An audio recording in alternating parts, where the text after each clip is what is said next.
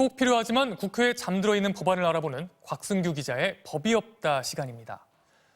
직원 갑질 폭행과 땅콩 회항, 그리고 물컵 갑질까지 한진 오너 일가는 서로 경쟁이라도 하듯 잇따라 물의를 일으켰죠.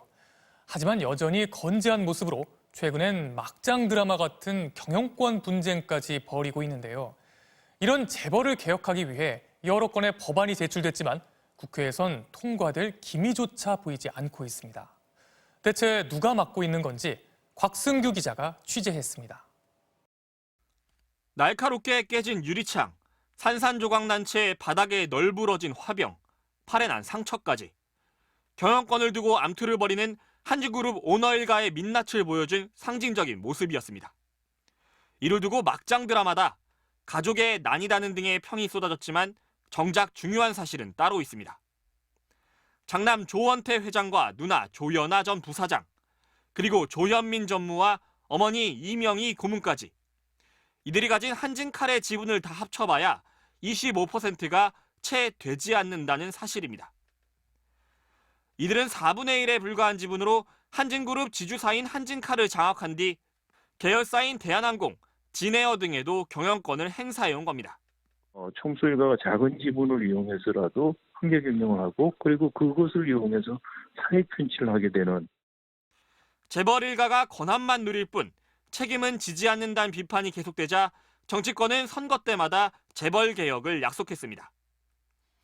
특히 3년 전 최순실의 국정농단과 정경유착 실태가 드러나자 당시 여야 4당이 모여 재벌 개혁을 위한 상법 개정을 전향적으로 검토할 것을 약속했습니다.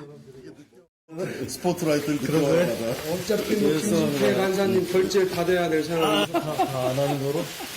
주주총회에 참석하지 않고도 소액 주주가 권리를 행사할 수 있는 전자투표제 의무화, 불법 행위를 한 자회사 임원에게 모회사 주주가 손해배상을 요구할 수 있는 다중대표소송제 도입이 포함된 합의였습니다.